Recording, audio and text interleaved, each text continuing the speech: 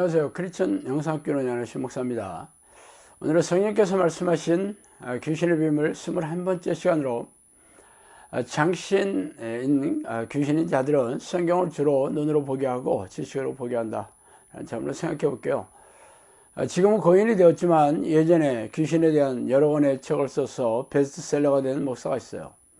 이 목사는 실제 귀신을 쫓아내는 사역을 하지 않았지만 입만 열면 귀신에 대해 많은 이야기들을 쏟아냈습니다. 그러나 이 목사가 한 이야기는 실제가 아니에요. 귀신이 넣어준 허구에 불과합니다. 제가 어떻게 그것을 알았느냐고요? 성령께서 귀신의 정체와 공격 계략에 대해 많은 이야기를 해주셨으며 실제로 귀신을 쫓아내면서 수많은 전투 경험을 쌓으면서 보았기 때문이죠. 영상학교에서 몸담고 있는 식구 중에는 이 목사가 있던 교회에 여러 해를 다닌 분이 있어요. 그런데 이분이 저에게 그 목사는 성경을 정독해서 읽지 말고 그냥 대충 훑어보면서 읽으라고 했다고 합니다.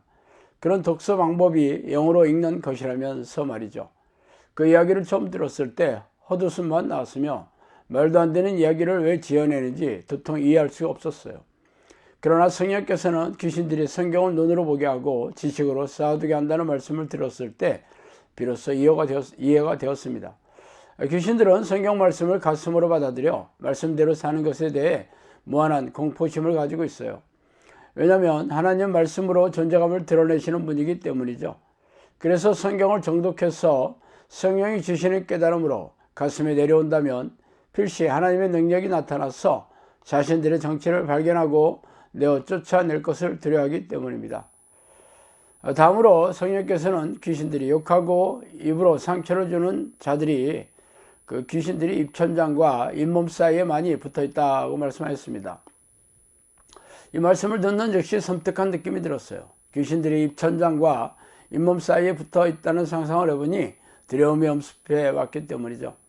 그러나 일찍이 다윗은 귀신들의 정체와 공격 계략에 대해 훤히 꿰뚫고 있었던 것처럼 보입니다. 그들이 점으로 돌아와서 개처럼 울며 성으로 들어다니고 그들의 입으로는 악을 토하며 그들의 입술에는 칼이 있어 이르기를 누가 들으려 하나이다. 여호와께서 주께서 그들을 비웃으시며 모든 나라들을 조롱하시리이다. 시편 59편 6절에서 8절 말씀이죠.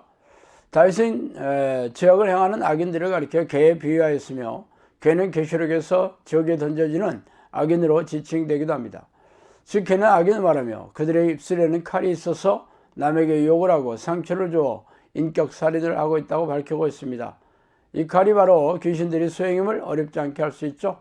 귀신들은 수없이 몸에 잠복하여 교묘하게 속여 죄를 짓게 하여 육체를 파괴하고 고질병을 들게 하고 장애를 일으키고 있습니다.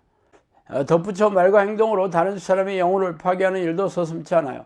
그러므로 욕하고 상처를 주는 이들을 멀리하거나 조심해야 할 것이며 피할 수 없다면 보혈의 공로를 의지하여 이들의 공격을 물리쳐야 할 것입니다.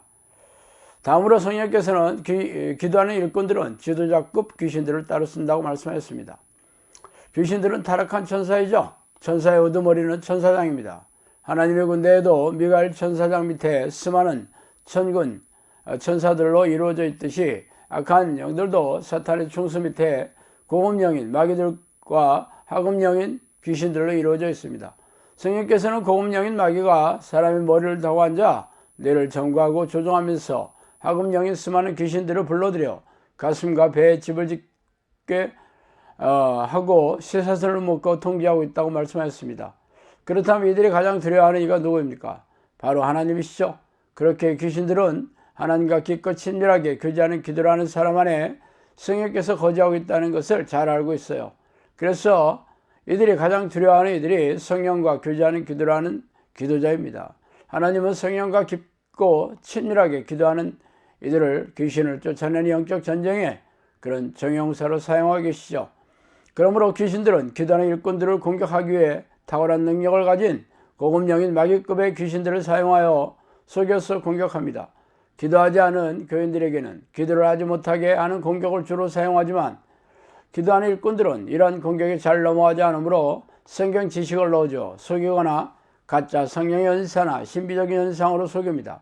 또한 희생적인 기도를 많이 하는 이들은 기도를 자신의 종교적인 의로 삼아서 하나님께 돌려야 할 영광을 가로채는 죄를 짓기 일상이죠.